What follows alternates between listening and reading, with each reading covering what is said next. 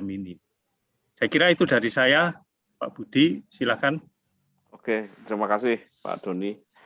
Jadi ada ungkapan ya di dalam ya literatur pangan lah. Ada satu ungkapan tuh begini. Jadi let food be thy medicine, your medicine. Jadi biarkan obat makanan itu jadi obat. Jadi ternyata manusia itu sudah punya kerinduan ya. Kerinduan akan makanan yang bisa membuat bukan hanya kenyang tetapi sehat. Syukur-syukur mereka bisa immortal. Ya, syukur-syukur. Jadi makan itu sampai bisa nanti berusia ratusan tahun.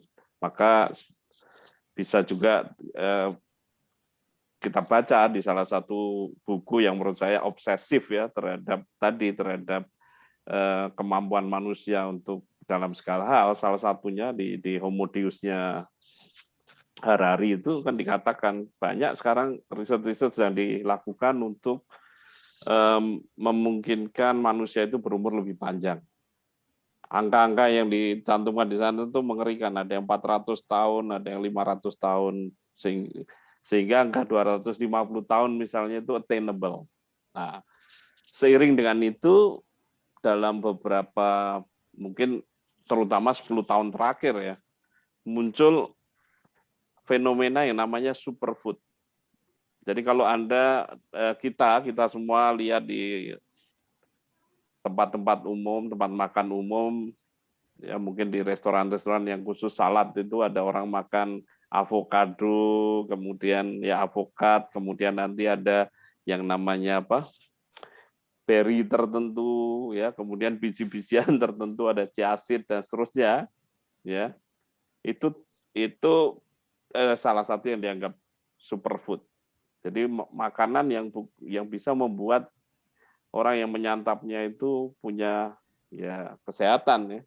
Karena intinya superfood itu kira-kira kalau nanti Bu Inneke ini akan menjelaskan, itu makanan yang nilai kalorinya rendah tapi nilai zat-zat yang mungkin penting untuk kesehatan itu banyak.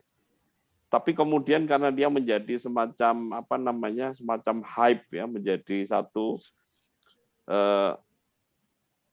gerakan ya, seperti gerakan atau banyak orang latah tentang superfood, maka bisa-bisa kita itu tersesat. Maka saya mengundang rekan saya, Bu Inneke Antoro ini untuk coba menjelaskan lah sebenarnya fenomena superfood ini beneran ada atau sesuatu yang sebenarnya sudah dari dulu ya.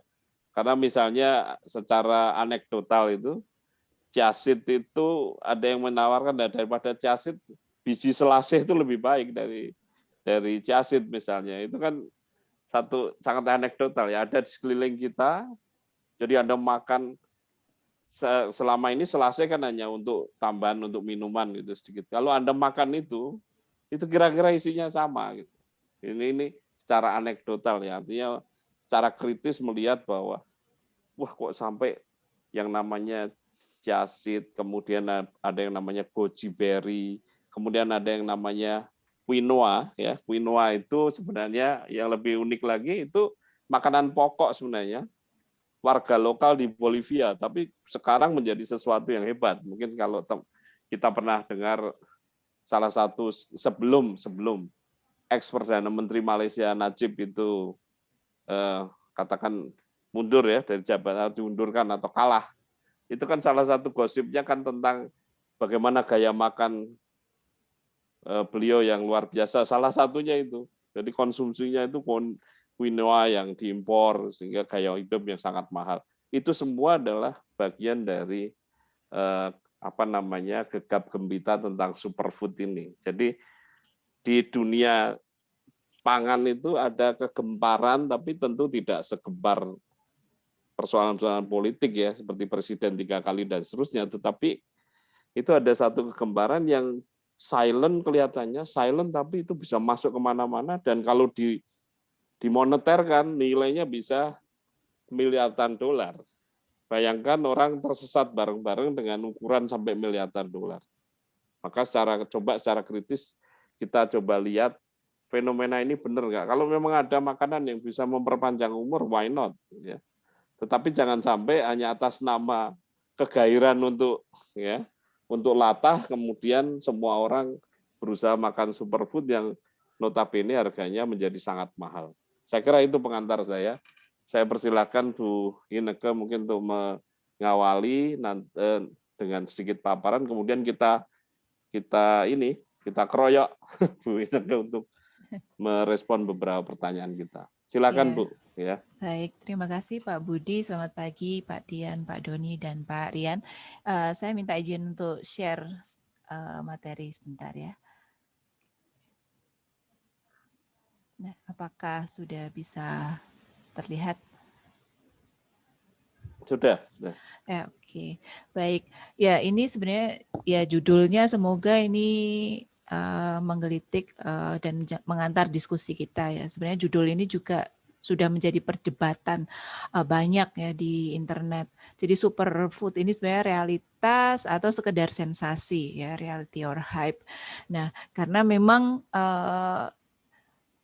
ini ya mungkin diawali dari kegelisahan manusia karena katakan beberapa tahun belakangan ini sebenarnya mungkin sudah terjadi ya pelan-pelan dan jumlahnya semakin banyak orang mengalami penyakit yang bukan turunan. Jadi seperti jantung koroner, kemudian obesitas, mungkin obesitas sebagian turunan, sebagian tidak, dan beberapa penyakit lain yang memang hipertensi begitu, yang kemudian mendorong orang mencari makanan yang sehat. Nah, apalagi di tengah pandemi COVID ini tuntutan untuk mendapatkan bahan pangan atau produk pangan yang memang bisa menjadi immune booster ini juga semakin kuat. Nah, sebenarnya kalau tadi Pak Budi mungkin sudah memberikan sedikit ya pengantar mengenai apa sih superfood. Kalau tadi disampaikan bahwa makananmu adalah obatmu, ya itu memang yang menjadi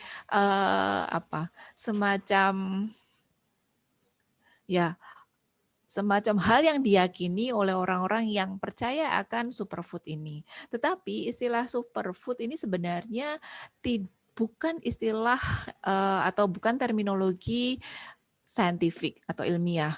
Jadi tidak ada definisi pasti mengenai superfood, ya, tetapi diyakini bahwa superfood ini adalah makanan yang juga nantinya bisa berperan untuk kesehatan. Jadi kalau digambarkan, ini saya ambil dari salah satu buku dengan judul Superfood yang mungkin terbit sekitar 2009, saya lupa memberikan nama pengarangnya di sini.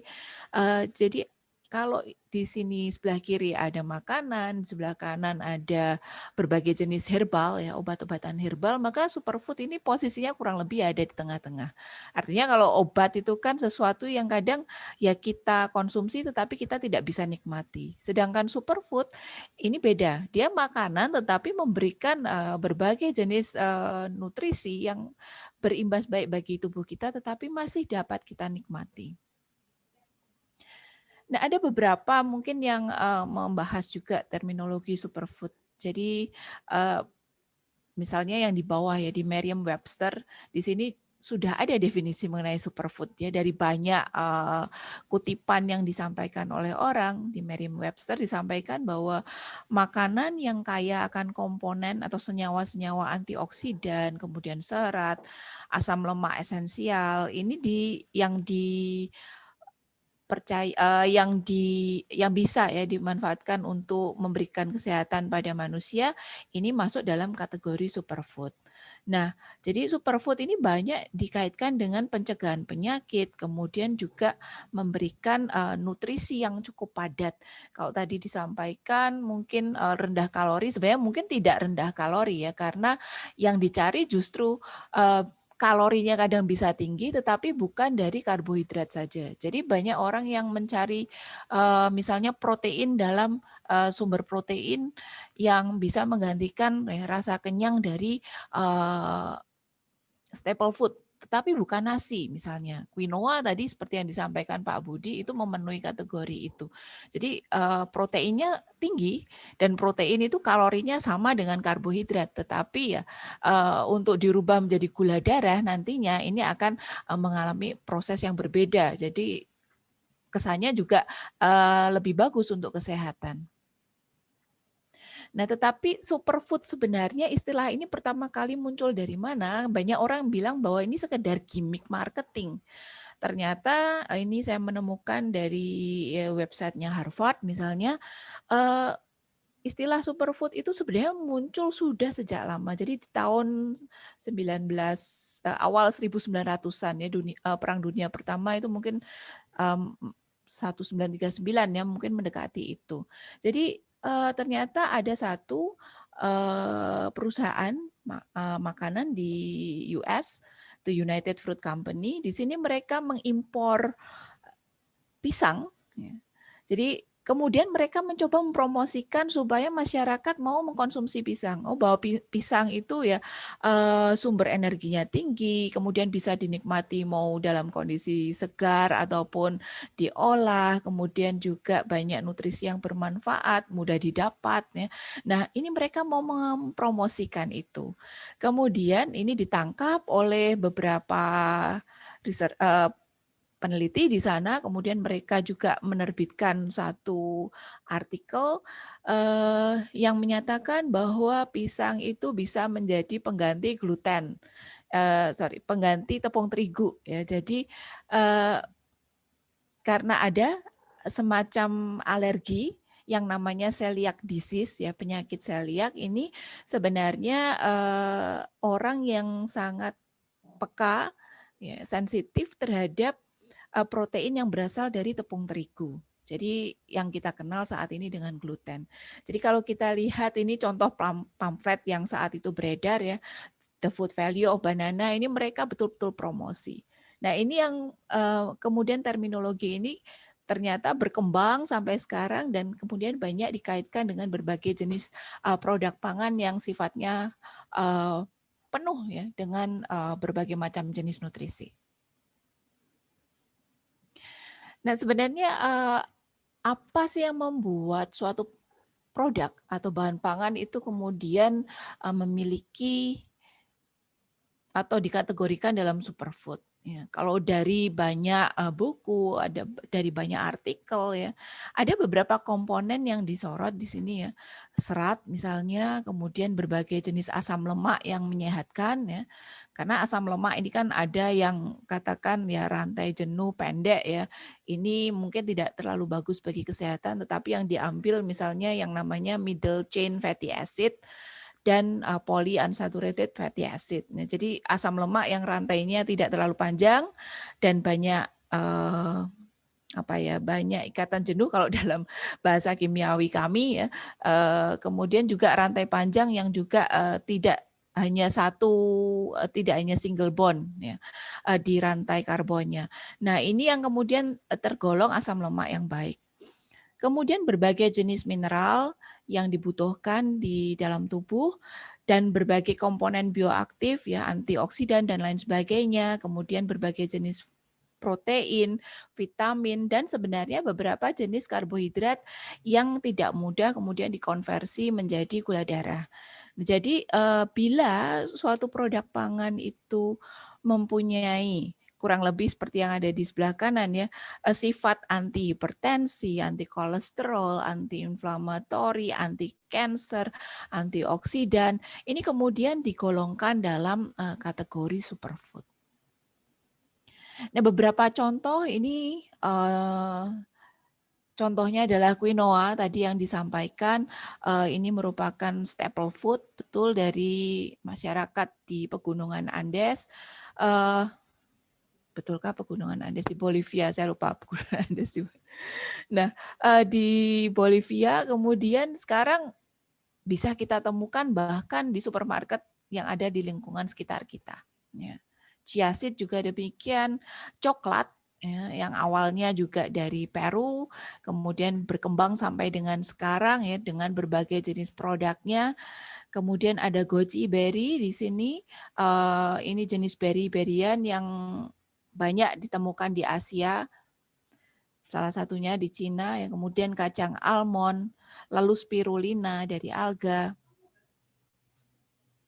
Lalu ada maka ini semacam akar ya, umbi sebenarnya umbi akar dari Amerika Selatan juga, kemudian berbagai produk dari madu ya, baik itu madunya sendiri, bee pollennya atau royal jelly.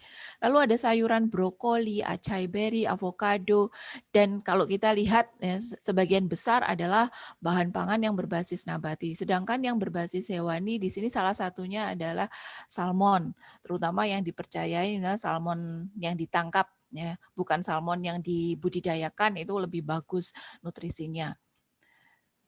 Nah, kalau kita lihat bahwa superfood ini sebenarnya berasal dari mana-mana ya, menjadi bahan pangan yang sifatnya lokal di negara-negara tertentu atau daerah-daerah tertentu. Tapi mungkin karena ya didorong dengan globalisasi saat ini semua bahan pangan tersebut sebenarnya dengan mudah didapatkan, sehingga 10 tahun terakhir ini orang bisa mengkonsumsi berbagai macam bahan pangan yang asalnya dari mana-mana, yang tadi memiliki ya nutrisi yang sangat tinggi, fitochemical yang sangat banyak di dalam kandungannya. Nah, saya kemarin minggu lalu ketika saya misalnya ke Gleil, di sana ada satu rak khusus ya, sudah beberapa waktu, beberapa bulan terakhir. Ada satu rak khusus yang memang digunakan untuk memajang berbagai makanan yang tadi diklaim sebagai superfood. Jadi kalau gambar di sebelah kiri, itu ada mulai dari rak yang paling atas, kacang almond, kemudian ada quinoa, lalu beras organik, bahkan di situ ada yang ditulis rainforest rice ya, meskipun ini belum tentu belum tentu masuk dalam kategori superfood, tetapi rak ini dijadikan satu antara yang tadi kategorinya superfood dengan makanan bahan pangan yang sifatnya organik ya, yang diklaim sebagai natural food. Kemudian juga ada beras-beras, berbagai macam beras yang ada di situ. Nah, jadi kalau kita lihat bahkan di Indonesia ini geliatnya juga sangat besar ya. Nah, di sebelah kanan ini bukan dari Indonesia ya, tetapi saya ingat ketika 2 tahun lalu tinggal di Belgia beberapa bulan, saya ingat sekali di city center-nya kota Hasselt itu ada satu restoran, kebetulan nggak saya foto ya, saya cari fotonya nggak ada, yang memang dia menyediakan healthy food. Ya, dia hanya menuliskan di situ healthy food, ya, semacam restoran kecil, healthy and natural food. Nah, isinya ya bermacam-macam tadi yang kita sebut berbagai macam berry-berryan, quinoa, biji-bijian yang lain. Dan mereka menyajikan makanan itu dengan harga yang sebenarnya mungkin cukup terjangkau dalam dalam standar di sana ya. Untuk satu mangkok itu mungkin bisa berkitar antara 10 euro kalau di sana. Nah, ada juga tempat yang lain yang khusus untuk salad saja. Jadi satu restoran tuh isinya hanya menjual salad. Jadi kalau saya amati di sana juga geliat superfood atau makanan-makanan sehat sebenarnya sangat tinggi. Apalagi kalau kita masuk ke daerah Jerman. Ya banyak sekali toko yang menjual organic food. Nah, juga yang di bawah kalau kita lihat di Asia ini juga mulai. Bahkan di Semarang sekarang ada ya beberapa, kalau saya searching di GoFood, saya termasuk pengguna GoFood yang sering, ternyata di sini juga mulai ada restoran-restoran khusus salad ya. Saya lupa di Singamangaraja misalnya ada yang menjual khusus bermacam-macam salad, mulai dari salad yang ada di mangkok, salad yang kemudian di wrap seperti yang ada di gambar di bawah. Ini dengan harga yang sangat mahal. Jadi misalnya satu wrap itu saja isinya misalnya seafood begitu ya, seafood, sayur, dan kemudian dibungkus dengan roti pita begitu, itu harganya sekitar 70.000. Yang menurut kita, sebagian kita mungkin nggak make sense. Tetapi itu ternyata ada pasarnya, bahkan di kota Semarang. Ya, jadi ini menarik. Nah, menurut survei Alse Nielsen di sini, saya lupa mengutip tahunnya, ternyata tren sekarang ini bahwa makanan sebagai obat itu betul-betul dipercayai dan menjadi persepsi yang kuat di konsumen. Karena mereka tadi mencari makanan-makanan yang kemudian bisa menjadi problem solver ya untuk penyakit seperti diabetes, hipertensi, kemudian kolesterol, dan juga misalnya obesitas. Jadi ada kebutuhan untuk mencari makanan sehat yang peluangnya sangat besar di pasar. Nah, ini saya coba dapatkan ya dari data ini dari semacam badan intelijen pasar, begitu ya, namanya Mintel. Nah, dia menyampaikan berdasarkan data tahun 2011 sampai 2015 di sini bahwa produk superfood ini meningkat ya selama 5 tahun, pasarnya meningkat sampai 202% secara global. Ini semua yang termasuk dalam kategori superfood, food, superfruit, kemudian super grain, ini ternyata mengalami peningkatan yang sangat pesat. Ya. Bahkan di 2015 sendiri, ketika dicek di pasaran itu ada 36% peningkatan jenis superfood dalam bentuk makanan atau minuman di seluruh dunia, ya, terutama yang paling besar adalah di Amerika, kemudian diikuti Australia, Jerman, Inggris, dan Kanada. Jadi kita lihat trennya di negara-negara maju. Dan saya coba cari juga ya data sampai dengan 2020 kemarin, ini dari researchandmarkets.com. Di sini dia memperkirakan bahwa di tahun 2026 yang mungkin 5 tahun lagi dari sekarang, ini market untuk superfood sendiri itu mencapai 209 miliar dolar. Jadi ya memang bukan uang yang kecil yang berputar di sini. Jadi kalau ya dirupiahkan ini triliunan ya.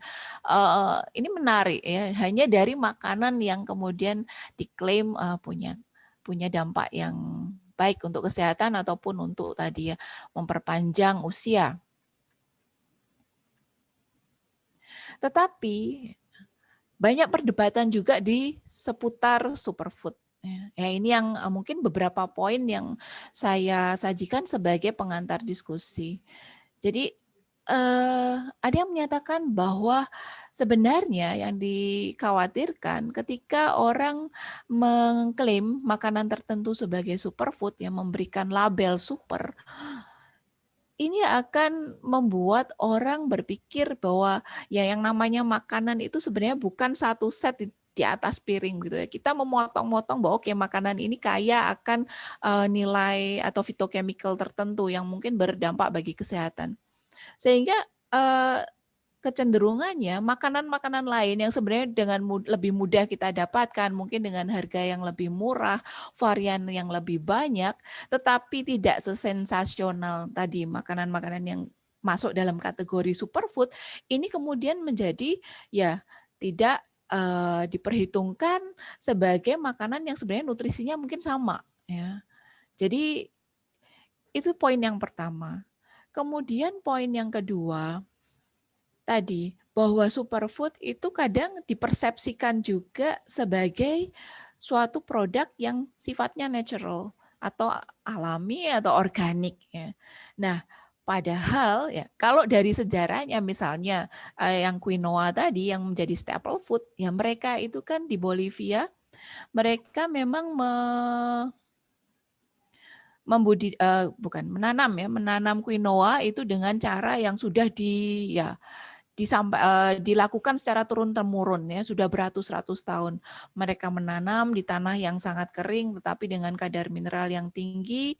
Kemudian setiap kali sehabis panen secara alami di situ, karena itu juga dekat dengan padang ya, lama salah satu binatang khas yang ada di sana itu juga ikut berkontribusi pada pengkayaan sebenarnya tanah yang ada yang digunakan untuk menanam quinoa, sehingga proses pemulihan alam sendiri sebenarnya terjadi, baru kemudian ditanami lagi. Tetapi apa yang terjadi ketika misalnya pasar membutuhkan makanan ini dalam jumlah yang banyak untuk memenuhi permintaan konsumen, mau tidak mau proses yang tadinya tradisional yang dilakukan dengan ya cara yang dilakukan turun-temurun tadi tidak mungkin lagi dilakukan ketika ya jumlah yang dikejar targetnya banyak ya secara kuantitas. Sehingga mau nggak mau intensifikasi dari sistem cocok tanamnya atau bertaninya ini menjadi berubah. Sehingga mungkin penggunaan pestisida, insektisida dan lain sebagainya ini juga akan terjadi. Ya, susah untuk dihindari. Label organik sebenarnya tadi bisa misleading ya. Ketika masyarakat mempersepsi bahwa superfood itu makanan sehat sama dengan organik, nah ini juga bisa menimbulkan persepsi yang salah sebenarnya. Kemudian hal lain adalah bahwa tadi dengan dorongan adanya globalisasi, sebenarnya makanan-makanan yang tidak sifatnya lokal, yang tidak mudah kita temukan di lingkungan kita sendiri, ini menjadi tujuan konsumsi kita. Padahal makanan itu mungkin didatangkan dari tempat yang sangat jauh. Ya. Nah, ini yang kemudian menjadi perhatian juga dan memberikan implikasi atau bukan memberikan implikasi ya. Ini menimbulkan perdebatan. Sebenarnya makan superfood itu sebenarnya sustainable atau tidak? Suatu gaya hidup yang ya mendukung keberlanjutan lingkungan atau enggak? Nah, ini salah satu data ya yang saya ambil dari penelitian McGrath and Sons 2020. Ada beberapa studi kasus yang terkait dengan tadi konsumsi makanan-makanan yang dianggap sebagai superfood. Ya, misalnya ada kelapa, coklat, quinoa, acai berry, alpukat dan almond. Nah, beberapa hal yang terkait dengan isu lingkungan dari beberapa produk superfood ini adalah peralihan penggunaan lahan untuk intensifikasi cocok tanam yang dilakukan atau perkebunan yang digunakan untuk menanam superfood ini, bahan superfood ini nantinya. Kemudian juga perubahan lahan ya. Lalu ada misalnya jumlah air yang digunakan untuk misalnya kasus alpukat ya. Itu ternyata banyak sekali. Alpukat dan almond membutuhkan banyak air. Saya pernah mendengar dari salah satu acara ada di internet ya kalau seingat saya bahwa 1 kilo alpukat itu sebenarnya di dalam proses produksinya membutuhkan 15.000 liter air. Nah, itu sangat banyak dan itu tidak disadari dan tidak diketahui oleh konsumen sebenarnya. Ya, ini beberapa isu lingkungan yang terjadi di berbagai negara termasuk di sini catatannya juga ada di Indonesia ya untuk produk kelapa dan juga coklat. Nah, mungkin itu isu yang terkait dengan superfood yang bisa saya berikan mungkin untuk pemantik diskusi.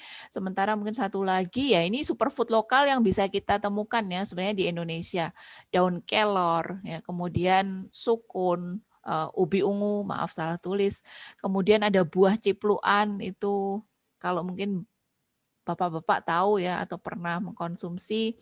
Jadi buahnya warnanya oranye kemudian dibungkus semacam kelopak seperti kelopaknya seperti bougainville sebenarnya ya warnanya agak kecoklatan. Nah itu kaya akan antioksidan juga. Kemudian beras ketan hitam, manggis, tauge, selada air, brokoli, dan berbagai produk kelapa. Jadi sebenarnya di lingkungan di sekitar kita ini banyak ya superfood. Selain tadi yang banyak dijual di supermarket yang memang ditujukan untuk kalangan menengah ke atas. Mungkin itu pengantar dari saya Pak Budi. Iya, wah ini terima kasih Bu Nika, saya kira menarik ya. Ya menjadi semacam tradisi lah bagi kelompok Agora ini untuk mendengarkan apa namanya ya terminologi yang ajaib-ajaib dari bidang-bidang yang berbeda. Saya kira itu menarik dan saya senang karena kawan-kawan saya adalah 2 orang ilmu komunikasi, 1 orang dari filsafat ya. Filsafat ini menarik saya kira. Jadi teman-teman filsafat juga harus mau nggak mau dipaksa untuk ya ini fenomena yang tadi saya katakan multi-billion US dollars ya. Dan saya agak tersentil tadi yang disampaikan Bu Indeka tadi, semakin eksotik, semakin nggak jelas buah atau sayur itu, ya itu nanti jadi superfood. Jadi satu saat misalnya ini maaf ya, Pak Doni bawa misalnya suket teki gitu, kemudian diseduh, itu jadi superfood. Saya khawatirnya begitu, lama-lama semua yang aneh-aneh itu karena cipluan tadi, kembali ke cipluan ya. Pada saat kecil tuh memang saya sering mencari itu di di sawah itu. Di sawah saya beberapa kali kan tumbuh di wilayah yang ada sawah gitu ya. Sawahnya saya sering cari dulu. Tiba-tiba sekarang masuk supermarket. Harganya juga mahal. Terus satu hal lagi mungkin yang Pak Doni juga perlu respon juga, Pak. Isu superfood ini elitis, Pak. Elitis. Tetapi di dunia industri pangan tuh ada yang namanya gini. Jadi affordability itu bisa mendrive produk, Pak. Jadi gini, misalnya kalau kalangan atas tuh bikin donat yang satu harganya 20.000, akan muncul donat yang satu 500 rupiah. Sama, superfood juga begitu. Kalau orang kaya bisa beli makanan pakai chiasid, ya orang yang tidak terlalu kaya juga punya minuman yang diperkaya dengan chiasid. Ada. Jadi unik ini. Cuman yang membedakan ada affordability antara donat yang DONUT dengan donat yang DONAT itu beda. Beda derajat, tapi barangnya sama. Ya, barangnya sama-sama donat. Saya kira itu. Silahkan sekarang teman-teman yang untuk bertanya dan menanggapi. Pak Doni dulu, monggo. Ya, sebelum saya sudah membaca beberapa tulisan tentang superfood, tidak banyak sih, tapi kurang lebih saya sependapat dengan apa yang dikritik terhadap superfood yang disampaikan oleh Bu Inneke tadi. Tapi sebelum saya mengajukan pandangan saya, mungkin saya mau bertanya satu pertanyaan informatif dulu. Ide superfood ini dari mana dan kapan? Saya tidak menemukan itu berbagai tulisan. Ya. Ini sebagai catatan, Pak Dodi ini pengajar etika pangan, tim teaching dengan saya. Ya, jadi bau-bau pangan lah, bau-bau pangan juga. Ya, ide superfood tadi sebenarnya yang tadi saya sampaikan, saya juga penasaran mencari ini mulainya dari mana sih terminologi ini. Ternyata di websitenya tadi yang saya tampilin lagi ya Pak ya.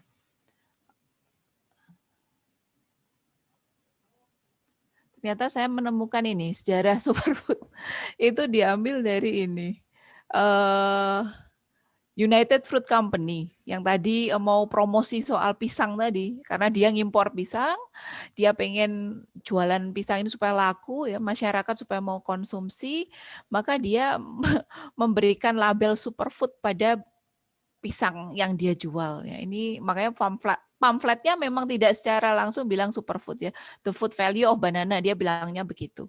Tapi kemudian setelah itu ada jurnal yang saya lupa, jurnal kesehatan yang kemudian bicara masalah bagaimana banana ini bisa mengatasi sebenarnya obesitas dan mengatasi celiac disease. Nah sejak itu kemudian superfood ini mulai digunakan. Jadi terminologi ini mungkin sudah umurnya ya hampir 80 tahunan ya kalau dari sekarang.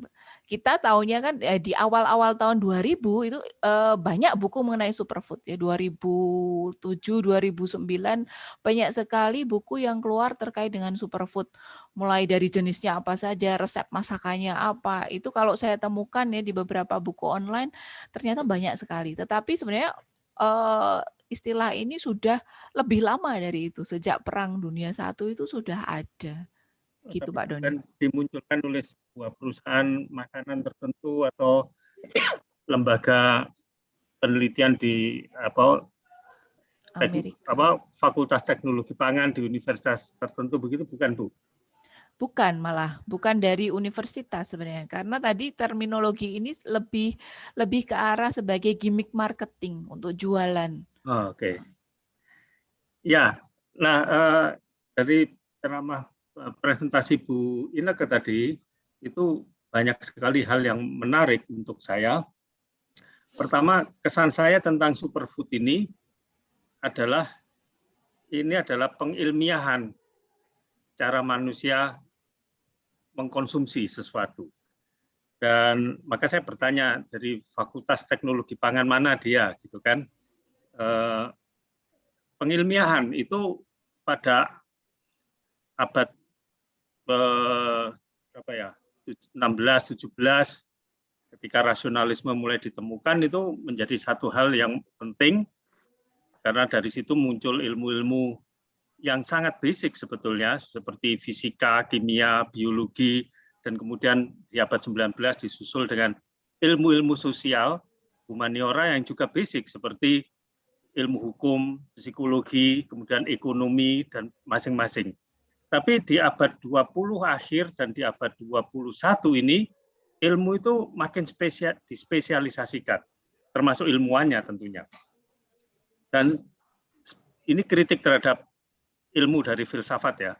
Dan spesialisasi itu adalah bukan mengarah ke sesuatu yang esensial seperti ketika pertama kali ilmu hukum dibentuk. Hukum itu kan sudah ada, tapi sebagai ilmu yang dipelajari ya seperti kita kenal secara ilmiah, ada riset, ada percobaan dan sebagainya di perguruan tinggi itu baru abad 19 ya. Dan tapi di pengilmiahan berbagai hal hidup ini sekarang itu justru tidak menjurus ke hal yang esensial, tetapi ke yang gaya hidup. Di dunia medis pun juga, misalkan ada dokter spesialis untuk kecantikan, ya. Jadi bahkan dokter gigi yang untuk estetis itu lebih ada daripada dokter gigi yang mengobati sakit gigi, yang membuat gigi yang bagus untuk orang yang giginya sudah mulai keropos dan sebagainya. Sekarang dokter medis saja lebih yang menarik itu lebih untuk kecantikan, bukan sesuatu yang esensial. Saya kira di komunikasi mungkin juga harus hati-hati nih, karena komunikasi ini sangat dekat dengan fabrikasi lifestyle ya, jadi fabrikasi ilmiah lifestyle gitu. Nah, itu mesti waspada itu. Apa kelemahan dari spesialisasi yang hal-hal yang tidak esensial ini? Kelemahannya ya pertama, orang itu hidup bukan lagi mencari yang utama dalam hidup ini apa yang dicari, tetapi yang dia cari adalah permukaan-permukaan, dan seakan-akan itu sesuatu yang utama dalam hidup ini. Kenapa menjadi kira utama? Karena diilmiahkan, di riset secara ilmiah di perguruan tinggi, diajarkan di perguruan tinggi, ditulis di jurnal-jurnal akademik, begitu kan? Jadi ini sebetulnya penyesatan ilmiah, secara mudahnya bisa disebut begitu. Jadi ilmu bukan lagi untuk memudahkan kehidupan ini, seperti di awal pertama kali ilmu itu muncul, ketika matematika mulai dikenal dan digunakan untuk fisika, untuk kimia dan sebagainya, bukan lagi yang esensial itu, tetapi yang ya lifestyle itu. Nah, hemat saya superfood ini, kalau tadi mendengarkan paparan Bu Inneke, itu juga bukan membuat manusia ini bisa makan. Itu kan soal intuisi ya, kebutuhan makan, makanan apa yang cocok untuk tubuh kita, itu kan pada mulanya intuisi. Kenapa manusia makan kecipir kok bukan makan pohon mangga misalkan? Itu kan sesuatu yang bisa tidak diputuskan secara ilmiah, tetapi manusia punya kemampuan intuisi itu. Tetapi intuisi manusia ini makin lama makin berkurang kemampuannya karena diambil alih oleh rasio yang dekat dengan dunia ilmu itu. Nah, akibatnya hidup manusia, intuisi itu dekat dengan spontanitas, rasio itu dekat dengan ketidakspontanan karena harus analitis, harus pembuktian dan macam-macam. Dan tapi ini yang diagungkan, itu masalahnya. Ya, sehingga dan karena diagungkan ini menjadi semacam tipuan. Ya, bisa menipu orang. Jadi orang karena sudah ada riset ilmiah, oh ya ini pasti benar. Tapi kritiknya kan banyak, tadi Bu Inneke ngomong soal pengalihan lahan dari tanaman-tanaman yang sehari-hari sudah ada diganti dengan avokado misalkan. Ya. Dan itu saya baca di koran The Guardian, salah satu kelemahan dari kritik terhadap superfood ini adalah pengalihan lahan. Ya, jadi lahan yang semula ditanami macam-macam diganti hanya untuk satu jenis tanaman karena ini nilai jualnya tinggi, ya, dan Bu Ineke bagus tadi dia ngomong soal avokado 1 kilo itu butuh air berapa ribu liter begitu kan. Itu menarik sekali. Jadi problem lingkungan dan problem sosial dari konsep superfood ini saya kira banyak, yaitu di bidang pembudidayaannya saja sudah menimbulkan persoalan, tapi saya kira di bidang konsumennya itu juga persoalan karena manusia mengkonsumsi makanan yang sebetulnya mungkin secara genetis itu tidak dia butuhkan. Tubuh kita itu kan sudah, saya dilahirkan di Kota Malang, berarti tubuh saya menyesuaikan dengan apa yang ada di Kota Malang. Ya, jadi itu intuitif. Itu sekarang dialihkan, direkayasa secara ilmiah, dan saya kira problemnya itu baru terasa beberapa tahun mendatang gitu. Mungkin itu komentar saya. Terima kasih Bu Ineke. Silakan Bu Ineke. Iya, komentarnya dahsyat. Baik, Pak Doni, kalau tadi misalnya Pak Doni bilang bahwa ilmu pengetahuan itu digunakan sebagai alat untuk menjustifikasi, ya, sehingga terjadilah perubahan gaya hidup yang sebenarnya nggak kita butuhkan. Mungkin dari satu sisi saya setuju, tetapi dari sisi yang lain sebenarnya hal itu juga tidak hanya disebabkan karena ilmu pengetahuan saja. Ya. Kalau tadi disampaikan bahwa ya riset-riset itu sebenarnya mendorong penyesatan begitu ya ilmu.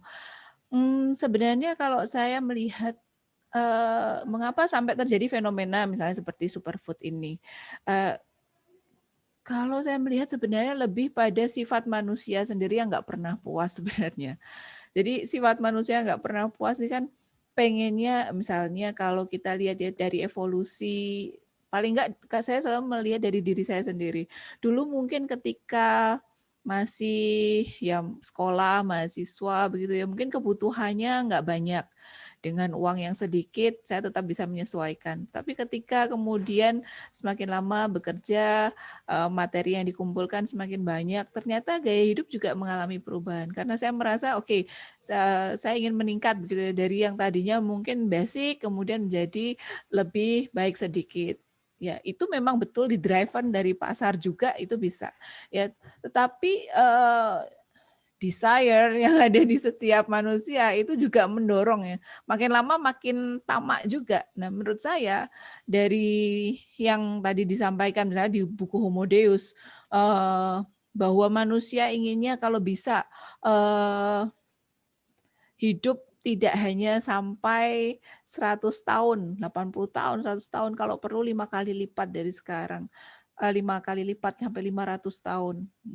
Nah, menurut saya itu sebenarnya dorongan dari ya rasa tidak puas, rasa ingin selalu mendapatkan lebih dari apa yang bisa didapatkan. Nah, itu yang mendorong juga fenomena ini terjadi. Jadi sebenarnya kebutuhan pasar itu mendorong kebutuhan pasar ya, kebutuhan pasar oke, kalau begitu ya ini pasti kan akan ditangkap oleh industri ya, bahwa oke, ada kebutuhan orang untuk berumur panjang ya, anti aging product banyak sekali. Sehingga riset dilakukan di situ. Dan riset memang digunakan untuk menjustifikasi. Di situ saya setuju juga. Tetapi sebenarnya di sisi lain, riset juga bisa digunakan untuk meluruskan hal yang terjadi. Seperti superfood sebenarnya nggak ada terminologi ilmiah dan semua ahli diet, ahli nutrisi tidak pernah menggunakan kata superfood. Itu yang menarik. Mereka menghindari kata-kata itu karena bagi ahli diet, ahli nutrisi, mereka lebih menyarankan pada gizi yang seimbang. Ya, itu bisa ditemukan pada ya ahli diet di Amerika, di Asia, itu semuanya sama, Eropa juga sama. Semuanya gizi seimbang. The balance eating plate misalnya, ada ininya, ada posternya begitu ya. Jadi mereka lebih menyarankan gaya hidup seperti itu. Tidak hanya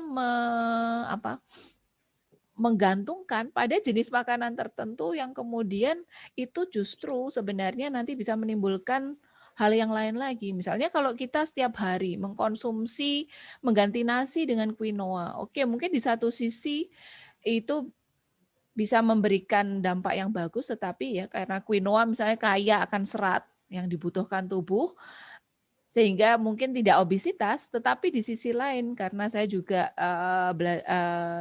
ya bidang saya juga toksikologi sebenarnya.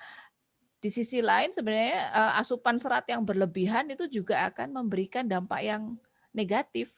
Jadi serat yang berlebihan di dalam tubuh itu justru bisa menyerap mineral lain yang dibutuhkan tetapi akhirnya jadi terbuang. Misalnya saat besi, kalsium itu bersaing sebenarnya di dalam tubuh.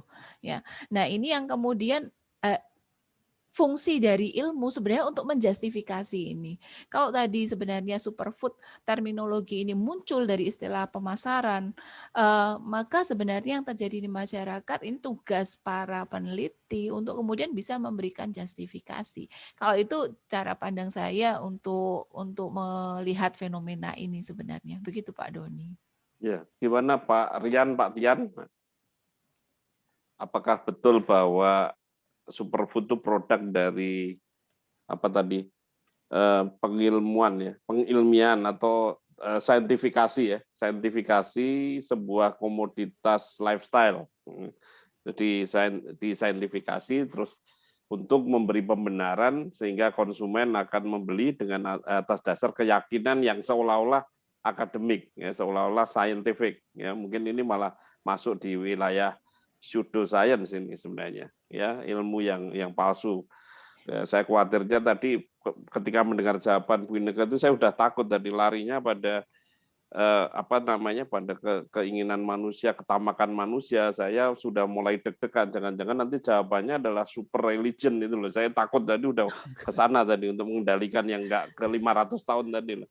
Ayo silakan Pak Tian dan Pak Rian, kira-kira gimana? Monggo. Rian dulu mungkin, silakan. Oke, baik, terima kasih, Prof. Bu Inneke presentasinya bagus sekali. Saya tuh baru 3 kali mendengar istilah superfood. Pertama dari Prof. Budi, waktu di grup WhatsApp tuh, besok kita yang keempat akan superfood, begitu ya. Yang kedua saya lupa tanya dengan Pak Doni atau Pak Dian, superfoodnya apa gitu. Itu yang kedua. Kemudian yang ketiga dari Bu Inneke ini. Nah, sebelumnya saya mohon izin untuk ini Bu, untuk konfirmasi dulu kalau Perang Dunia Pertama itu 1914 sampai 1918. Jadi usianya itu usia kalau istilah superfood itu lahir pada masa itu berarti usianya sudah lebih dari 100 tahun. Nah, menariknya kalau istilah superfood itu tadi lahir dari kepentingan marketing. Dan saya baru tahu ini beberapa minggu yang lalu, itu artinya saya ini masuk di bagian kelompok atau segmen yang bukan marketnya dari superfood. Karena saya nggak tahu tuh gitu. Dan makanya saya tidak mendapatkan informasi apapun untuk itu. Nah, yang dari tadi berputar-putar di benak saya itu adalah, dan itu tadi sudah disebutkan sedikit oleh Pak Doni tentang, Pak Budi, tentang superfood itu elitis begitu ya, isu yang elitis begitu. Nah, saya malah berpikiran, berarti jangan-jangan sama seperti konsep-konsep yang populer lainnya, seperti misalnya generasi-generasi milenial, kemudian sebelumnya baby boomers, kemudian yang generasi Z dan berikutnya itu, sama seperti konsep-konsep yang populer, itu mereka bersifat bias kelas dan juga bias lokasi. Artinya begini, ketika kita menyebut generasi milenial begitu, kita akan langsung, oh mereka yang lahir di tahun ini sampai tahun ini. Padahal kan tidak sesederhana itu begitu. Tidak sesederhana mereka yang lahir tahun ini lalu milenial. Tapi mereka yang juga terpengaruh oleh teknologi misalnya. Dan itu akan membentuk pola pikir, pola perilaku. Nah, bagaimana ucapan dengan ini melegakan saya nih, ucapan ini. Melegakan saya dan Pak Doni. Bagaimana dengan mereka yang lahir di masa itu tetapi tidak tersentuh teknologi? Masa ya mau gitu loh. Masa ya mau disamakan. maksud saya teknologi ini ya Pak, internet, handphone dan sebagainya. Masa yang mau. Nah, jadi saya justru sepakat sekali bahwa istilah ini adalah istilah marketing begitu. Istilah marketing sama dengan apa yang mau digunakan dengan istilah milenial dan generasi-generasi lainnya, ini tidak lebih dari istilah marketing. Nah, kalau menurut Bu Inneke bagaimana? Apakah perlu kita mengubah atau mengupayakan supaya ini tidak berhenti di upaya marketing saja, tetapi sampai ke yang lainnya? Karena kalau saya mikir, coba misalnya pasar yang sekarang menjadi pasar dari superfood itu disodori, ini loh, kamu bisa makan cipulan, kamu bisa makan ubi ungu misalnya. Itu apakah mereka lalu merasa, oh ya keren ya, lalu tertarik untuk makan itu, atau mereka akan tetap makan yang tadi, yang dari Bolivia, yang dari mana-mana tadi. Begitu tanggapan saya, mungkin bisa Iya.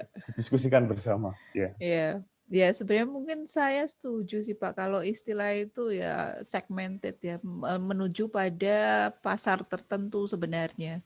Dan ya ini orang-orang yang sebenarnya yang dicari tadi ya yang punya problem pada penyakit tertentu, tetapi tidak hanya berhenti di situ, tetapi juga orang-orang yang punya concern pada yang menarik sebenarnya, dan itu paradoks, orang yang concern pada isu lingkungan juga, karena tadi sebenarnya ada kesalahpahaman ya, ada hal yang mungkin bisa memicu kesalahpahaman. Superfood kadang diidentikan dengan natural food. Ya. Kalau saya melihat paling tidak di kelompok orang muda yang ada di Hasselt, saya meneliti di sana ya di Belgia, sebagian dari mereka memutuskan misalnya tidak makan daging. Jadi beralih ke vegetarian, dan ketika mereka beralih ke vegetarian itu karena ya kesadaran terhadap lingkungan. Mereka bilangnya seperti itu, sehingga mereka mengkonsumsi lebih banyak biji-bijian, lebih banyak produk-produk vegetarian. Nah, tetapi kan di sisi lain juga yang tadi disampaikan bahwa belum tentu semuanya sebenarnya juga sifatnya sustainable juga. Jadi memang itu lebih elitis, apalagi kalau di sini ya sasarannya itu jelas. Siapa sih yang belanja di Glael? Itu kan nggak semuanya juga. Banyak yang masih belanja di pasar tradisional. Mereka juga nggak kenal istilah superfood. Tetapi mereka mengkonsumsi itu. Mengkonsumsi daun kelor, mengkonsumsi daun katuk, mengkonsumsi misalnya ya manggis banyak sekali kalau pas musimnya. Mereka sebenarnya sudah mengkonsumsi itu, ya masyarakat kita mengkonsumsi. Tetapi ya tadi ini ceruk market yang dilihat oleh industri, kemudian mereka masukkan ini sebagai ya alat untuk mempush ya produk-produk yang tadi dijual. Nah, memang tugas kita mungkin kalau di lingkungan akademisi, terutama kami ya di teknologi pangan, ya memang mungkin harus memberikan wacana yang kepada masyarakat ya, informasi yang sebenarnya benar, bahwa belum tentu yang tadi dijual di rak yang diberi label superfood sebenarnya ya itu yang sehat, sebenarnya yang kita konsumsi mungkin tidak sedahsyat ini, mungkin belum tentu itu benar. Jadi justru dari makanan yang sifatnya lokal ya, tadi yang Pak Doni bilang kan benar, ketika kita hidup di daerah tertentu sebenarnya kita secara alami tubuh kita beradaptasi dengan makanan yang dihasilkan dari lingkungan sekitar kita, dan saya juga mempercayai hal itu. Maka sebenarnya nggak usah jauh-jauh beli atau nggak usah mahal-mahal beli makanan-makanan lain yang mungkin bisa digantikan oleh makanan yang ada di sekitar kita. Mungkin itu Pak Rian. Ya, tapi daftar tadi ya, daftar Bu Inneke tentang superfood lokal tadi itu bisa menghasilkan another dilema itu. Dilemanya begini, dia akan mendadak nilainya jadi mahal, harganya jadi mahal, sehingga orang-orang yang nggak super itu nggak bisa makan yang super tadi. Sebaliknya, ketika harganya tinggi, kita senang juga. Karena petani mungkin kemudian berlomba-lomba nanam tadi ya, ciplukan dan seterusnya. Itu memunculkan masalah lagi memang. Jadi saya khawatir listnya Bu Inneke tadi kalau nanti di screenshot oleh seseorang, kemudian harganya meningkat, ya, semua orang mencari produk-produk itu memunculkan masalah lagi. Masalahnya adalah masalah daya beli, affordability. Yo, Pak Tian, monggo. Nyambung tadi mungkin yang disampaikan Pak BW, kekhawatiran itu bisa jadi memang akan menjadi kenyataan kalau kemudian ada marketer atau pemasar yang kemudian membuat satu strategi pemasaran tertentu, karena menurut saya memang superfood ini tujuannya adalah super sales, bahwa ada nilai tertentu yang memang ditargetkan oleh kalau tadi kan dikatakan temuannya Harvard ya, pisang yang kemudian dianggap mempunyai nilai nutrisi tertentu yang bisa berguna untuk mereka yang punya persoalan dengan diabetes misalnya. Kemudian dibuat satu strategi marketing tertentu sehingga pisang itu menjadi semakin dikenal dan dianggap berguna dan dianggap lebih cocok untuk mereka yang punya persoalan dengan penyakit-penyakit tertentu tadi itu. Dan itu adalah the power of marketing itu sendiri. Tapi saya bersyukurnya di label tadi itu tidak disebut superfood ya. Memang tadi kan Bu Inneke juga menyebut tidak ada istilah superfood di label itu karena memang secara etika pariwara atau etika periklanan tidak boleh digunakan terminologi atau kata-kata yang mengandung superlatif atau paling dan seterusnya. Meskipun memang dalam banyak kesempatan mungkin kita menemukan pada iklan-iklan di Indonesia mereka melanggar itu. Tapi di awal ketika kemudian istilah itu entah siapa yang menggunakan istilah superfood itu, sampai sekarang kita juga masih tanda tanya, tidak ada di iklan yang tadi ditunjukkan di Harvard tadi itu ya, ada istilah superfood.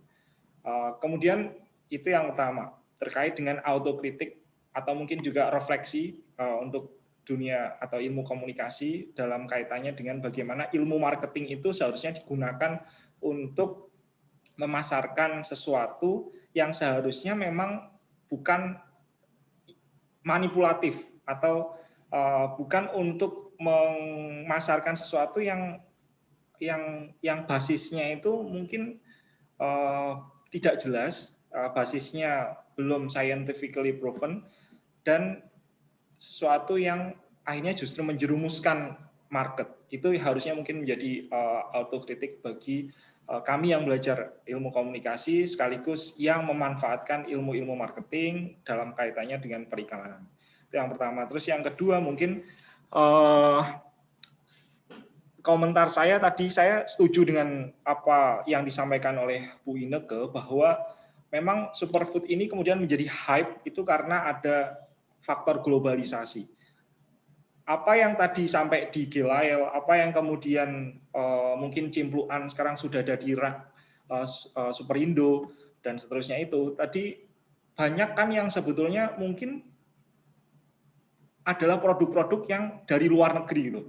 Jadi kayak misalnya mungkin kita madu sekarang, Manuka dari New Zealand, bahkan sampai di Jakarta dengan harga jutaan, tapi ada juga yang membeli. Lalu mungkin kacang almond ya, yang memang enak rasanya di satu sisi dan harganya juga mahal. Itu karena saya setuju bahwa itu adalah ada faktor globalisasi di sana, bagaimana ada perpindahan barang, perpindahan produk lintas negara sudah melewati batas-batas negara dan akhirnya didukung dengan marketing yang sangat masif, itu bisa dinikmati oleh banyak orang. Yang kemudian pertanyaannya lagi adalah terkait dengan sustainability tadi itu, bahwa orang yang mengatakan mau vegan tapi di sisi lain juga di sisi lain belum tentu sebetulnya makanan biji-bijian yang dia makan itu sustainable, karena terkait dengan ketika marketingnya itu berhasil, maka permintaan akan semakin banyak, produksi harus masif, maka belum tentu memperhatikan sustainability. Nah, pertanyaannya buat kita sekarang adalah ketika kita sudah sampai pada pengetahuan mengenai superfood ini, khususnya mungkin saya penasaran terkait dengan teknologi pangannya, Bu Inneke. Lalu apa yang kemudian perlu dilakukan terkait dengan produk-produk lokal tadi kita itu. Ya kan kita tahu misalnya sekarang mau minum kelapa wulung itu aja harganya berbeda. Kelapa wulung, kelapa hijau harganya biasanya 15.000. Kalau kelapa biasa itu 10.000. Meskipun itu mungkin belum dibuat marketingnya ya. Kalau dibuat marketingnya mungkin dia bisa jadi 30.000 mungkin kelapa wulung itu yang sekarang dijual di pinggir-pinggir jalan. Tapi untuk kita yang atau mungkin akademisi teknologi pangan memandang fenomena ini lalu memanfaatkan produk-produk lokal kita itu nanti bagaimana ke depannya? Apakah didorong untuk tetap bisa bersaing dengan produk yang global tadi itu atau bagaimana, Bu? Ya, baik Pak Tian. Kalau menurut saya sih memang kita harus mendorong untuk itu ya. Jadi produk-produk yang lokal tadi memang harus didorong supaya bisa bersaing dengan produk-produk lain. Nah, dengan cara yang bagaimana ya memang di sini butuh kontribusi dari teman-teman misalnya entah itu di pengembangan produk atau terkait biasanya dengan mutu itu yang pertama ya. Terkait dengan kualitas dari produk yang dihasilkan. Problemnya kadang dengan produk-produk lokal ini mereka masih belum bisa melakukan katakan sortasi dengan baik, mengemas dengan atraktif. Nah, itu yang saya rasa penting untuk bisa menarik konsumen untuk membeli produk tersebut. Ya. Dan mungkin juga ini berbagai pengembangan produk yang melibatkan produk lokal, misalnya daun kelor saya rasa itu sebagai salah satu contoh ya yang bagus sebenarnya. Jadi siapa sih yang dulu mau makan daun kelor kan nggak ada ya. Tetapi sekarang ini kalau kita lihat bahwa dia masuk ke berbagai jenis produk, baik itu katakan minuman atau makanan dan berbagai macam produk camilan, bahkan sampai ice cream dengan daun kelor. Saya rasa itu yang perlu digaungkan juga, bahwa ini ya edible sebenarnya, bukan bisa dimakan, bisa dinikmati, nggak sekedar tidak sekedar memiliki senyawa yang fitochemical yang dibutuhkan, tetapi kemudian tidak bisa dinikmati. Nah, memang problem yang lain adalah ketika kita merancang produk produk yang tadi masuk dalam kategori superfood ya, entah itu yang sifatnya lokal ataupun tidak. Ketika sudah dicampur dengan yang lain, yang harus disadari adalah ya mungkin efeknya juga tidak sedahsyat ketika dia dikonsumsi dalam bentuk yang ya minimali proses ya. Contohnya misalnya begini, cipluan mungkin bisa saja dikeringkan ya. Kan kalau beri-berian juga yang ada di market itu kan juga supaya tahan lama bisa dikeringkan. Tetapi ya jangan kemudian ditambah gula gitu. Ya gula di satu sisi bisa menjadi pengawet, tetapi kemudian di sini ketika orang makan cipluan tadinya mau dapat antioksidan, mau dapat senyawa yang lain, tetapi yang masuk juga kemudian gula tinggi juga. Nah, ini yang terjadi juga di fenomena berbagai jenis superfood tadi. Ya bermacam-macam buah yang tadi dikatakan kategorinya superfood, beri-berian tadi ketika ditemukan di pasaran sebenarnya juga salutan gulanya banyak. Nah, ini yang kemudian juga nanti perlu diinformasikan pada para produsen bagaimana supaya membuat produk dengan ya manfaat yang optimal, tetapi tanpa menambahkan banyak hal yang kemudian bisa membuat fungsi yang tadi sebagai sumber nutrisi atau fitochemical tadi menjadi ya sia-sia. Ya. Mungkin itu peranan teknologi pangan ada di situ. Ya. Boleh saya tanya? Silakan Pak, silakan. Bu, saya masih mau ini mungkin mendiskusikan soal ilmu rasio versus intuisi, ilmu versus spontanitas manusia. Memang benar Bu Inneke tadi bilang bahwa yang mengendorse itu memunculkan mendorong munculnya istilah superfood itu bukan dari FTP, tapi dari sumber yang sama yang dipakai Bu Inneke di Harvard Edu itu ada tertulis bahwa yang mengendorse itu justru medical journals.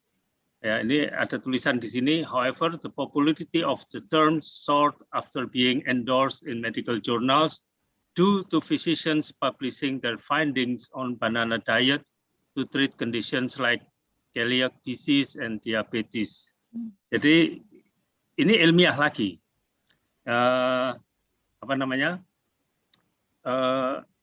Jadi istilah superfood itu saya kira sekarang orang mempercayainya itu karena ini ada konteks saintifiknya.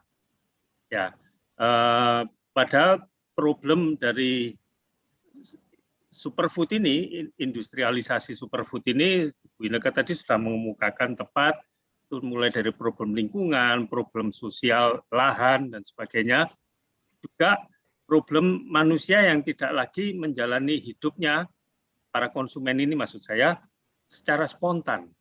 Mereka tidak bisa lagi mengetahui mana makanan yang bagus untuk tubuh mereka, yang menyehatkan tubuh mereka, dan mana yang tidak.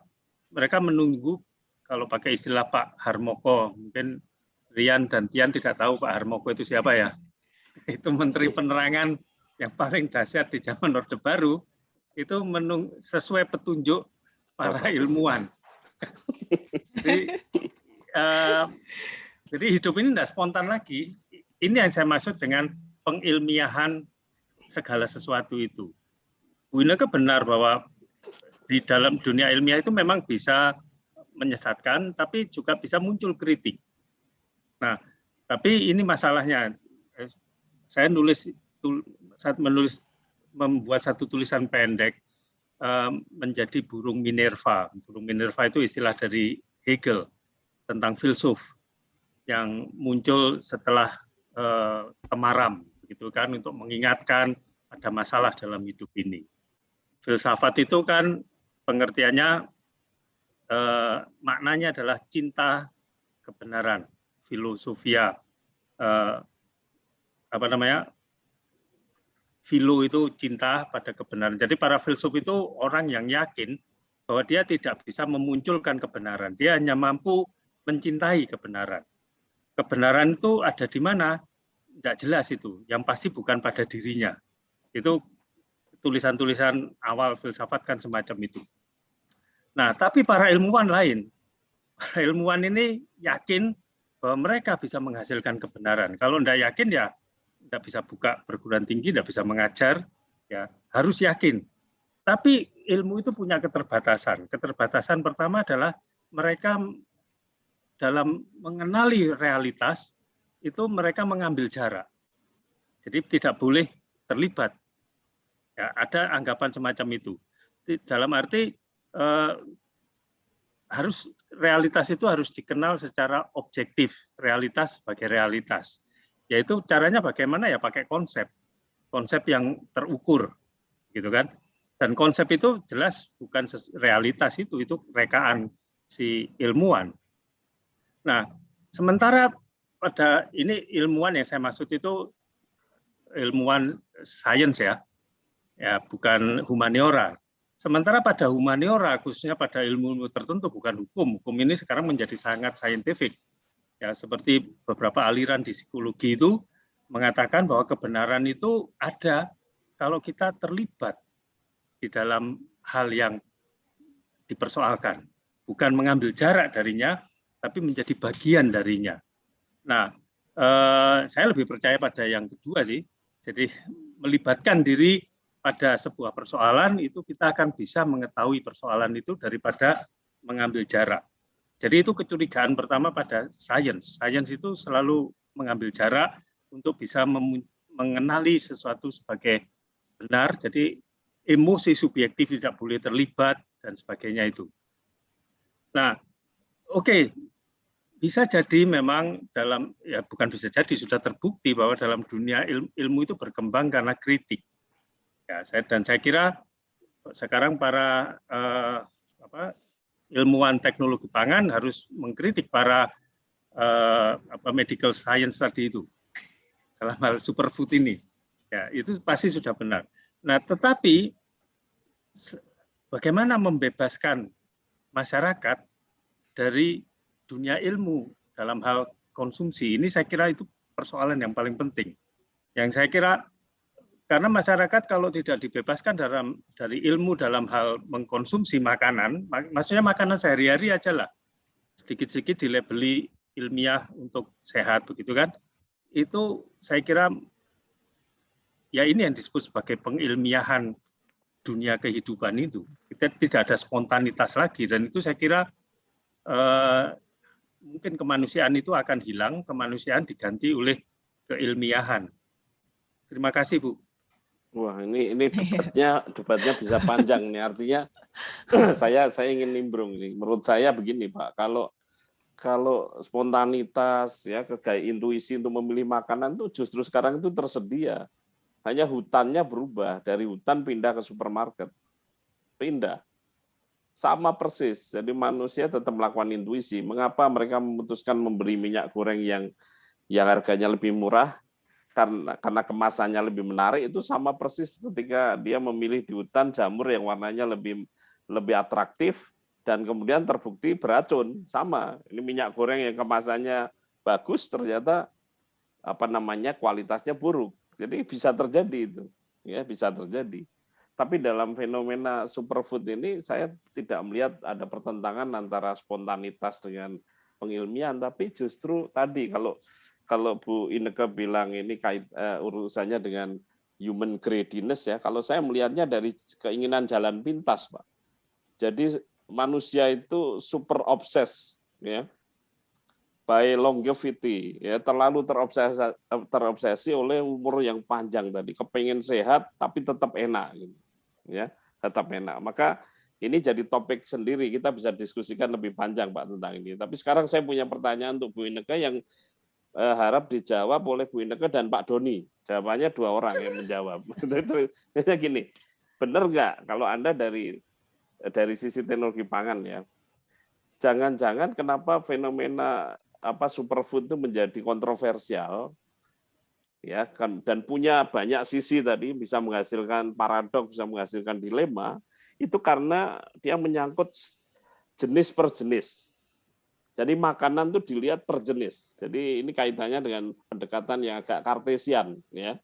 Jadi masuk di wilayah itu, jadi dipotong-potong kebenaran ini. Oh, kalau makan ikan ya salmon, kalau makan ini ya kalau biji-bijian ya quinoa, kalau kacang-kacangan ya almond. Jadi dilihat satu-satu sehingga dia menjadi super. Sekarang itu dugaan saya. Apakah begitu? Kenapa? Karena kalau dibandingkan dengan apa yang disebut sebagai Platonic diet ya, atau diet Mediterania lah. Kalau diet Mediterania di bukunya Plato itu kan dia cuma bilang ya pokoknya makan itu ya banyak buah, banyak biji, buah, sayur dengan sedikit ikan ya. Kalau perlu daging terakhir. Terus wine, jangan lupa anggur. Itu ada wine dalam arti minuman. Jadi pola yang namanya gizi seimbang plus manfaat kesehatan itu sudah ada di dietnya Plato itu, Platonic diet itu. Ternyata Platonic diet ini sebagai kisah itu kalah dari yang superfood tadi, yang tetapi sebenarnya ini menjadi tapi tidak kontroversial, karena kalau itu dipraktekkan tidak memunculkan dilema tadi, tidak membuat petani jadi bingung ya, oh ini nanam yang mana gitu. Jadi menjadi makan biji-bijian itu menjadi hal yang wajar gitu. Tapi kalau di superfood ini makan biji-bijian tuh kayak sesuatu yang wow gitu, sesuatu yang super gitu.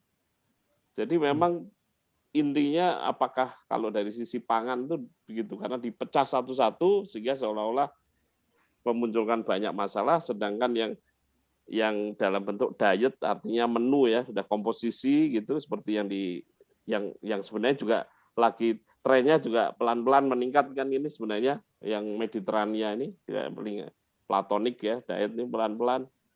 Apakah begitu? Nah, ini jawabannya tentu dari orang pangan dan orang filsafat nih.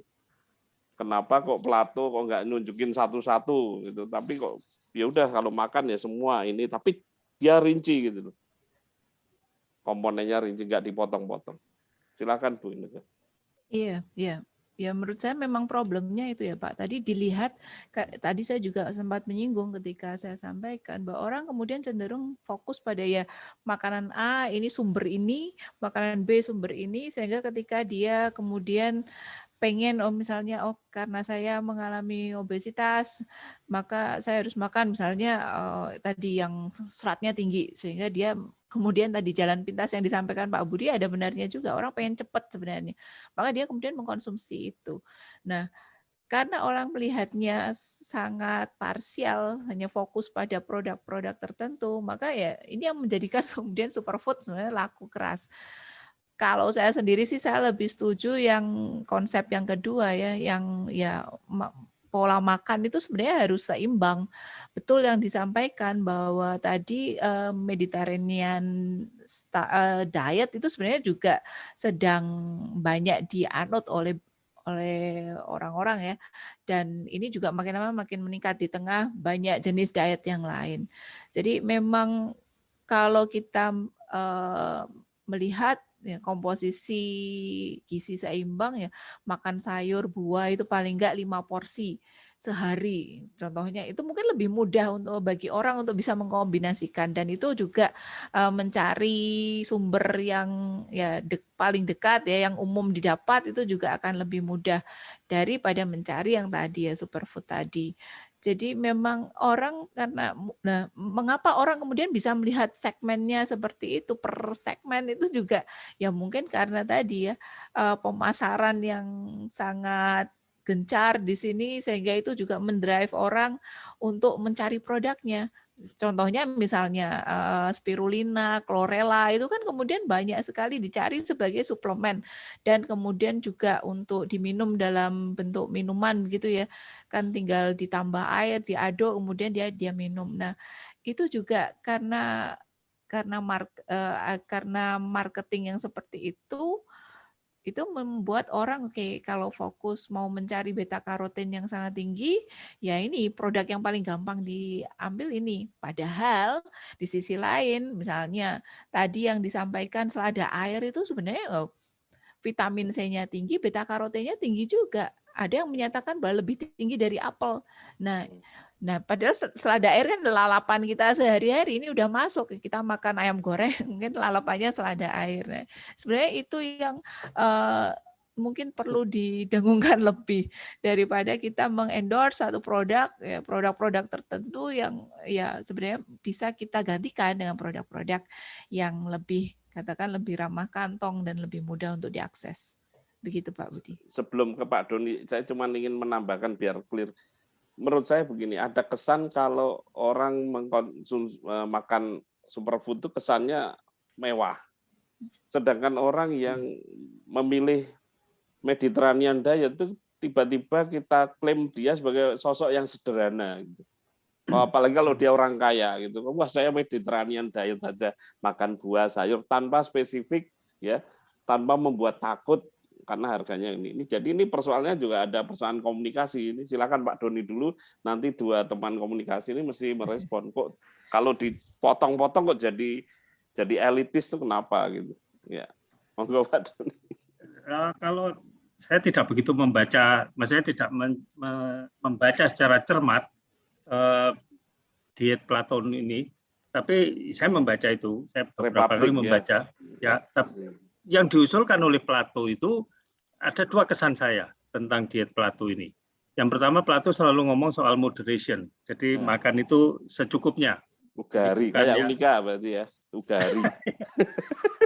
Yang kedua, apa yang dikemukakan oleh Plato soal susu, soal sereal, soal apa tadi ikan dan sebagainya, itu kan adalah makanan-makanan yang tersedia di Yunani, di sekitar dia. Waktu itu globalisasi kan memang belum ada. Sebelum Masehi itu kan belum ada globalisasi.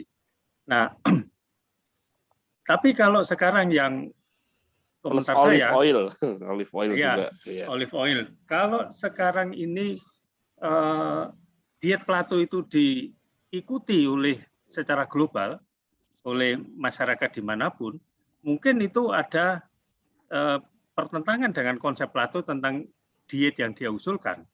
Ya, karena misalkan diet Plato ini diterapkan pada orang Eskimo. Ya, itu.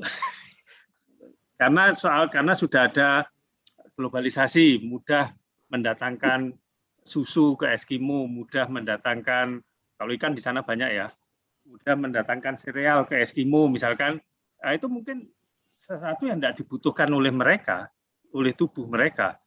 Ya, mungkin mereka cukup. Saya kira pada Plato itu ada hal yang meskipun dia tidak mengungkapkan, itu konteks di mana manusia itu hidup dan bahan pangan yang apa ada di situ, itu saya kira seperti yang dikemukakan Bu Inneke tadi, itu yang paling cocok untuk dia. Jadi, nah, pengilmiahan ini superfood tadi. Ya, superfood itu bahan makanannya ada dari mana-mana itu. Dan kalau saya lihat di Harvard itu kayaknya semua itu ada di dunia ketiga yang belum tentu ada di dunia pertama, Amerika Utara dan Eropa. Ya. Nah, jadi nggak tahu ini akal-akalan apa ini sebetulnya. Ya, saya justru penasaran apa jadinya misalnya ya sate kambing muda itu kemudian dianggap superfood. Kira-kira wah, konsumen lokal nggak bisa membeli 29 jadi 92 ya kan misalnya. Ya, tapi kritik saya terhadap konsep superfood ini masih tetap ini bagian dari pengilmiahan yang namanya pengilmiahan segala sesuatu. Jadi ilmu itu penting, saya tidak anti ilmu. Ya, tetapi ilmu itu hendaknya mencari hal yang hakiki dalam hidup manusia yang dikerjakan, yang selebihnya silahkan spontanitas itu yang mengerjakan. Itu kritik saya. Ya, Pak Tian, Pak Rian, mana yang lebih berbahaya? Pengilmian atau pembuatan cerita, pembuatan kisah-kisah. Jadi storytelling. Karena ini kembali lagi orang di teknologi pangan, namanya teknologi pangan itu belajar dua jenis komunikasi. Komunikasi yang ingin mencerahkan masyarakat, ada komunikasi yang ingin mengedukasi tanda petik pembeli. Nah, itu yang isinya adalah story semua itu. Storytelling, bagaimana teh yang cuma dicelup aja ceritanya bisa macam-macam, ya kan? Daun teh yang pucuk aja bisa jadi cerita karena ulat senengnya yang pucuk lah, ulat aja suka yang pucuk, manusia makan yang di bawah misalnya. Itu kan. Nah, mana yang lebih bahaya? Saintifikasi atau storytelling? Penciptaan, mereka cipta kisah itu. Saya kira itu our last discussion ya, putaran terakhir ya. Oke, silakan. Pokoknya Agora ini mau diskusi apa saja, kembalinya komunikasi. Pokoknya kita serahkan tanggung jawab orang komunikasi. Pertanyaannya susah ya, apa itu?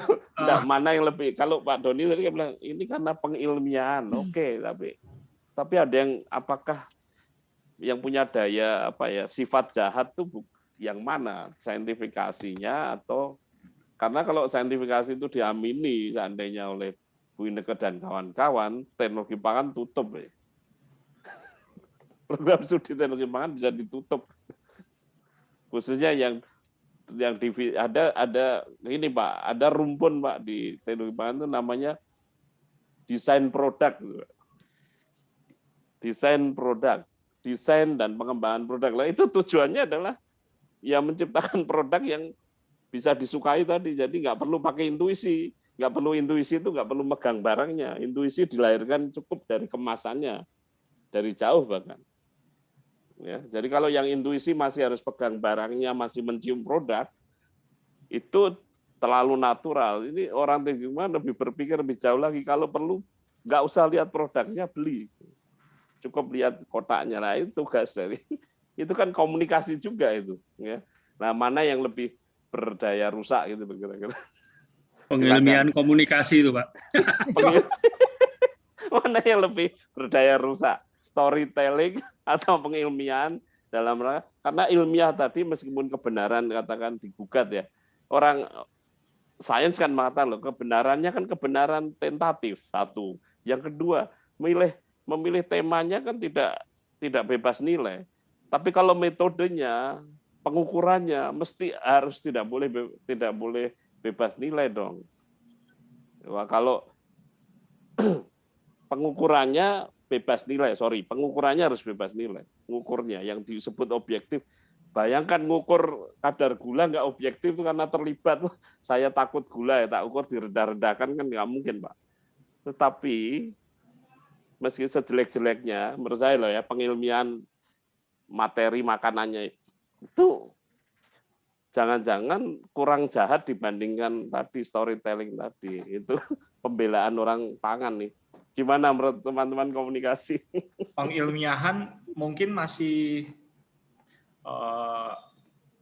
tidak lebih jahat karena dia masih bisa ditentang dengan metode pengilmiahan yang lain. Artinya maksudnya ya kalau misalnya tidak setuju ya silakan coba lakukan uji lab dengan perlakuan-perlakuan yang lain atau apapun itulah. Artinya masih bisa refutasi ya. Ya, artinya masih bisa dikritik atau mungkin dimunculkan alternatif lain dengan tentu metode ilmiah yang lain juga. Tapi kalau misalnya dengan tadi penceritaan tadi itu, kalau misalnya orang yang berceritanya itu tidak bertanggung jawab, dia hanya asal agar tujuannya tercapai tadi untuk mencari keuntungan sebanyak-banyaknya dengan manipulatif, tanpa ada etika tadi itu dalam kaitannya dengan dia memproduksi pesan, yaitu berbahaya sih kalau menurut saya. Mungkin Marian. Waktu saya jalan-jalan di Jogja itu kan banyak gang-gang sempit ya. Nah, saya motret begitu, ada tulisan dilarang kencing di sini. Waktu saya datang ke sana, bau pesing, bro. Tapi suatu saat saya datang lagi ke tempat itu, sudah ada dupa. Dan sudah tidak ada aroma kencing lagi. Wah. Nah, artinya orang ketika dikasih dupa, berarti, ada sesajen nih. Orang akan takut untuk kencing di situ lagi. Nah, maka jawaban saya, Prof, antara yang ilmiah dengan yang cerita itu, kalau buat saya itu hanya pilihan, Prof. Kepada siapa mau diceritakan? Kepada orang-orang kampung di situ, ya pakai cerita horor. Tapi kepada orang-orang yang lebih misalnya lebih teredukasi, ya pakai justifikasi ilmiah seperti tadi. Berarti sama jahatnya ya berarti ya. Atau sama baiknya, Bro. Ya, tergantung, Bro. Tapi sebetulnya gini, pesannya apa begitu? Konstruksi pesannya mau bagaimana? Nah, itu. Pak Doni terus terakhir Bu Inneke. Yo, mari. Saya menggunakan istilah pengilmiahan itu untuk mengatakan bahwa ada banyak hal dalam hidup ini yang tidak perlu didekati dengan ilmu. Ya, itu bisa dengan spontanitas, intuisi, dan sebagainya. Jadi saya tidak anti ilmu dalam hal ini. Karena itu pertanyaan mana yang bahaya, kisah atau ilmu itu di luar yang saya maksudkan. Oke. Nah, jadi pengilmiahan itu ya ilmu yang dilebaikan gitu loh, Pak. Semua hal mau diilmiah, tidur aja secara saintifik, bangun secara saintifik, makan secara saintifik, dan sebagainya. Itu yang saya maksud dengan bukan hal yang pokok-pokok gitu. Terima kasih. Tapi itu bisa dilanjut nanti di Agora mendatang. Tidur pakai ilmu itu sekarang jadi fokus, Pak, baik di psikologi maupun termasuk di sains dan termasuk pangan. Kita ingin menciptakan makanan-makanan yang bisa segera membuat orang tidur, tapi gula darahnya nggak terlalu tinggi, misalnya. Itu kan menarik. Itu. Nah, ya, itu pengilmiahan namanya. Terakhir, Bu Inneke. Yo. Ya, baik. Kalau saya sih melihat bahwa perkembangan ilmu katakan di teknologi di bidang pangan begitu ya. Saya rasa kok itu tetap kalau dari satu sisi ya itu sebenarnya lebih membantu kita untuk membuat satu keputusan. Contohnya kalau misalnya tadi terkait dengan superfood, ya, eksplorasi makanan-makanan eksotis, mungkin itu di satu sisi justru bisa mengangkat ya, makanan-makanan lokal yang tadinya mulai ditinggalkan, mulai dilupakan, itu malah bisa memberikan semacam justifikasi. Oke, berarti ini nggak boleh nih dihilangkan. Karena banyak hal positif yang bisa didapatkan dari situ. Nah, menurut saya sih kita harus kalau dari kacamata saya yang memang mungkin ya orang sains di bidang ini, ya memang itu yang harus kami lakukan. Tetapi informasi itu tidak boleh diberikan secara salah. Nah, maka di sini peranan juga sebenarnya mungkin satu hal yang belum saya sebutkan tadi, label yang tadi Pak Doni kritisi itu sebenarnya juga penting. Karena pemerintah sampai dengan saat ini, baik di Indonesia, di Eropa, tidak ada yang melegalkan superfood di dalam terminologinya. Jadi nggak boleh orang melabeli superfood itu sebenarnya nggak boleh. Tetapi kalau mau memberikan klaim bahwa oke, kalau misalnya produk A ini kayak akan antioksidan, jadi harus dibuktikan dengan pengukuran yang sahih. Oke, produk A ini memang mengandung antioksidan dengan ukuran segini. Nah, itu baru itu boleh diklaimkan di situ. Jadi menurut saya ilmu itu memang digunakan ya harus pada jalurnya. Bukan kemudian memberikan euforia data yang banyak, kemudian ini dimanfaatkan oleh orang-orang marketing yang kemudian bisa memboost produknya. Nah, kalau itu terjadi berarti ya kami yang harus memberikan justifikasi bahwa yang benar itu harus seperti ini. Mungkin itu Pak dari saya. Ya, asal nggak ketemu ini ya pelaku usaha yang kreatif ya, dia akan mengatakan nggak ada tulisan superfood, tapi dia mengatakan biji ini termasuk 1 dari 10 superfood. Kemudian dia kasih pustaka, itu bisa juga. Oke Bu Inneke, terima kasih sudah datang di ruang tamu Agora. Saya sebut ruang tamu Agora. Terima kasih, kita punya diskusi yang menarik tentang superfood. Mudah-mudahan bermanfaat bagi para pemirsa. Ya, Sampai kasih. Jumpa di acara di sesi berikutnya, di topik yang lain yang mungkin tidak kalah menariknya. Baik, thank you semuanya. Ya, terima kasih Bapak.